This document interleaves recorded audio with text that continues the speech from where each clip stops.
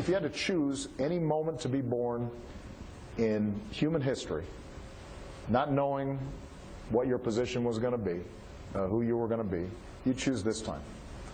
The world is less violent than it has ever been. It is healthier than it has ever been. It is more tolerant than it has ever been.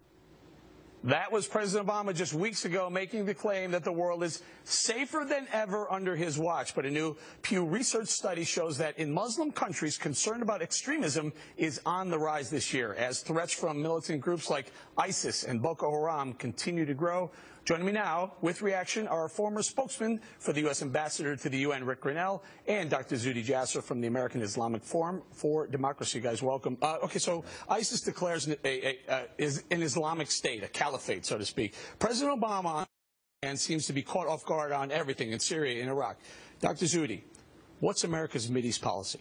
Well, if we had a president that had vision and a strategy, it would be to advance liberty, to give the Middle East, Syrians who've seen 180,000 die, have an option that there's a third path that doesn't have to be autocracy of Assad or the militancy of Islamism and the radical ideology, but a third pathway of liberty. Without that vision of the Green Revolution and other reforms of the opportunities of the Arab awakening, we have an absence, a vacuum that's been filled by radical Islam.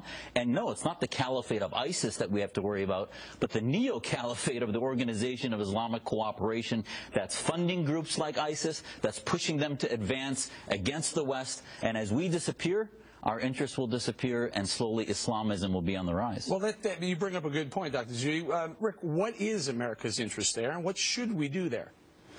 I think our only interest right now is Iran. That's our priority. We have to be very focused on what Iran's going to do. In 2005, we had really, in the Bush administration, we had pushed the Iranians and the Syrians out of Lebanon. We were really focused on Syria because Iraq was calm. We really had this region beginning to look like a place that we could be comfortable with. And we clearly saw that implosion when Obama came in, and really, I would say that his foreign policy strategy is one of two things: either go to war or ignore the situation. And we can't have an America that just looks at those two choices. We've got to have something much more. What? And Iran. Well, because this is. Listen, we're fair and balanced here. We hear this all the time on the right saying we need more, we should have done more. President Obama dropped the ball. He got surprised by this. But he did. Here we are. He did. I think that there's a at this moment, where do we go? I think there's a big problem in the U.S. media and with U.S. pundits to focus just on the military aspects of foreign policy. We need a diplomatic strategy. I'll give you a perfect example. When Iraq started to implode, our Secretary of State, John Kerry, did not immediately go over to the region. He has a plane, Eric. He has his own plane. It's not like he couldn't get a ticket over there.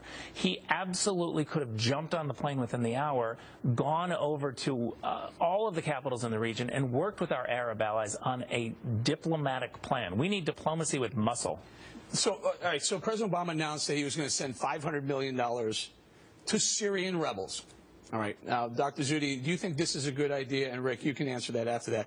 Good idea to send money to... Frankly, do we know who the Syrian rebels are? Well, we were calling for this at the beginning of the revolution when there was hardly any al-Qaeda, and then slowly, surprise, Assad lets them out of jail, and the next thing you know, they've been radicalized over years as he decimates the moderates, and the Saudis and the Qataris funds the Islamists. So, yes, I'd rather see us, it's finally that we're sending money. We can vet who the jihadists are there for a jihad versus those who are there to defeat Assad and bring back forth democracy. Doctor, can we vet It's not that hard. Can the Obama administration? Listen, I'll pull up that full screen if you don't mind. There's a picture that was from May of 2013. There's Senator John McCain standing with what were supposed to be Syrian rebels. Well, now, ISIS is claiming that some of the people in that picture may have jumped ship and gone to ISIS. So if we're hanging out, shaking hands, sending $500 million of our dollars and our young kids over there to assist rebels, we don't even know who these guys are. But, Eric, two things. There's not only two sides in this conflict. There's a third side. And, yes, the rebels have not been forthright enough in saying not only are we anti-Assad, we are anti-ISIS and anti-Al-Qaeda. But, yes, I'm sorry, people like Senator have not been clear enough in saying that we have to be anti-brotherhood. And it's not that hard on the ground to say that we can fight Islamism and pick out the ones that are there for a jihad versus the ones that are not. Aleppo in the north is more dominated by the Islamists. In the southeast, it's more of the Free Syrian sentiment. Aren't they mercenaries, though? Aren't they, you know, this ISIS group claims to have $2 billion. That means they'll pay an army who may have been against them before. You might get a lot of people taking their military uniforms off over here and putting on an ISIS uniform. Yeah, I actually think that it may be too late in Syria to be picking sides. One of the things that I want to be very clear is that we do have a humanitarian response. Through the UN, we can have a very good humanitarian response. However, we've got to stay focused on the Iran issue. But you said it was about Iran. Iran has annexed Syria, and we're allowing that to happen. And one of the things that we have to be able to do is have a U.S. strategy that doesn't let Iran take advantage. So to the extent that we want to push back Iran, there are things that we can do, and it may involve not only diplomacy with Mosul, but some targeted military strikes. However, just arming rebels at this point, I think it may be too late. This should have been done a long time ago. But again, I go back to the fact of focusing on Iran so that they don't take advantage of the situation. We're going to have to leave it there. Honestly, guys, we're dancing chic to chic, and that, my friends, is a dangerous part of